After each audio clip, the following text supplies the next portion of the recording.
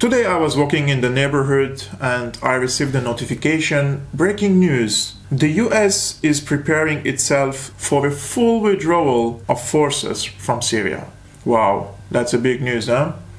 I will read you some of the details of the breaking news. The US military is preparing to withdraw its forces from Syria. People familiar with the matter said Wednesday, a move that marks an abrupt reversal of the American military strategy in the Middle East. US officials began informing partners in northeastern Syria of their plans to begin an immediate pullout of American forces from the region, where they have been trying to wrap up the campaign against ISIS. The Pentagon has an order to move troops out of Syria as quickly as possible, a US official said. The White House didn't immediately respond to a request for comment on the move, but the President of the United States, Trump, tweeted, "We have defeated ISIS in Syria. My only reason for being there during the Trump presidency." Wow. Where should we begin? The first question that should come to our mind is the US honest in its preparation to withdraw forces from Syria? The answer for this question is only time. We can't tell that the US will or not, although such a big announcement, and Trump is declaring now that he will withdraw from Syria. Let's see, this could happen.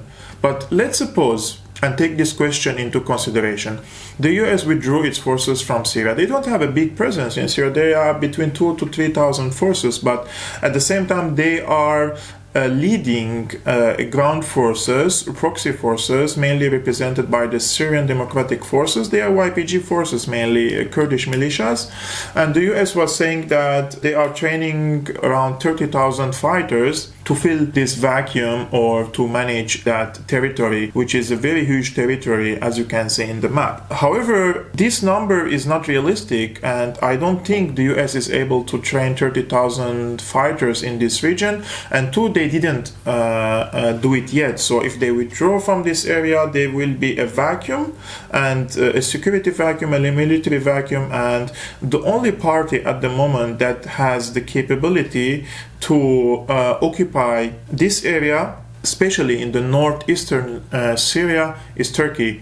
And the president of Turkey, Erdogan, is declaring day and night that he's ready to invade Syria and conquer more lands. And we discussed this issue many times on Syrian Analysis. Please check the previous videos to understand what Turkey is planning in Syria. And this is really dangerous. Look, it is very elementary question to ask any Syrian or any patriotic Syrian who is your enemy. They will say that the US, because they caused all this mayhem in Syria, and before that many mayhem all around the region. But now, after the 2011, there was a divide among the Syrians. So now, some of them are loyal to Turkey, some of them are loyal to the US, and some of them to other countries. So this is really unfortunate situation. And in my opinion, the majority of the militants, the hardcore Islamists that were bussed from southern Syria, in Ghouta, in Daraa, in Homs, and elsewhere, they were bussed to Idlib. Some of them were distributed in Idlib, others were distributed to Jarablus, where the Turkish forces are occupying. So in this area, there is a hardcore Islamists. They joined the Turkish forces, they joined this so-called Euphrates Shields, and they are practicing an ethnic cleansing of the people there, especially of the minorities, and they are changing the demographics of that area. The people who are in control now in some of these areas, such as Jarablus, Afrin, and now Turkey says they will conquer Tel Abyad and maybe Manbij, they are hardcore Islamists, and they are loyal to Turkey, and these people see or perceive Turkey as just an extension for their religion and their sect, and they are more loyal to Turkey than to Syria. because of this consideration. So they will welcome a Turkish occupation to this area, and they will open their hearts and minds. And Turkey, if Turkey occupies this area, in my opinion, it will be very difficult to kick the Turkish forces out of this area. In contrary to the American forces, the American forces first are very few in Syria, and second, they have no future, and there is no Syrian who would except for the Kurds, who would perceive the US as just a normal partner who could live side by side in Syria. So, but another question that always coming to my mind is, can Turkey preserve the US interest?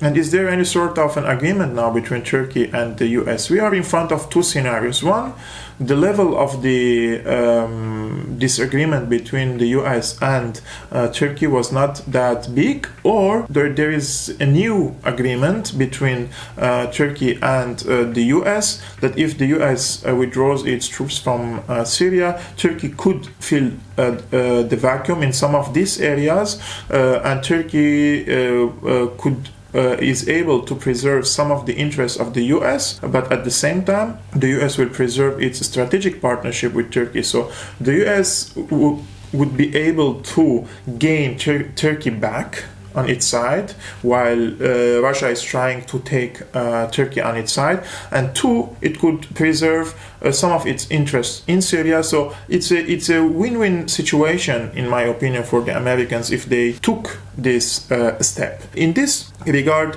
in my opinion, the role of Russia will be very important. Russia, it's true that it has a good relationship now with Turkey, but in my opinion, and I said it always on Syrian analysis, Russia doesn't have enough leverage, enough influence over Erdogan, over the leadership in Turkey, and they're not able to impose policies on Turkey. Turkey has now some sort of economic and diplomatic partnership with Russia, but Russia didn't reach to extent where is able to tell Turkey just to get out from Syria. They can't do that, and we shouldn't expect that from the Russians.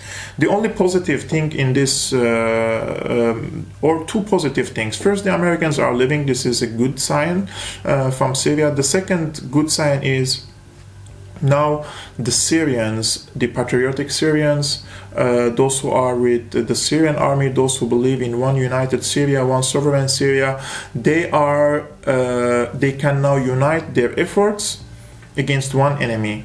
Before this step, there were, in the last years, there were ISIS, Al-Nusra, Hasham, I don't know, Islam's army, Faylaq al-Rahman, Free Syrian Army, Turkey, Qatar, Saudi Arabia, the United States, everybody was fighting on the Syrian territories. Now, the enemy could be clear. There is one occupation forces in the north, which is Turkey, and its proxy forces in Idlib and in northeastern of Syria. So this could be one of the factors or reasons that might unite Syrians, and the Syrians might unite their efforts towards one single enemy or one single occupation forces in Syria.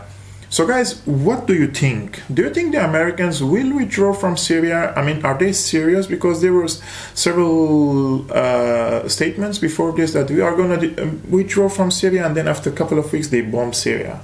Or you think this time is different? Please let me know your opinion in the description below, because honestly, I'm also looking for answers. I'm also looking for good analysis, and you guys are good analysts as well. So show me some opinions in the comment section below. And if you like my videos and appreciate my work, don't forget to hit the like button, subscribe, and if you want to support Syrian analysis financially, you can become my patron by donating only $2 per month through patreon.com. You can find all the details in the description below, and see you next time.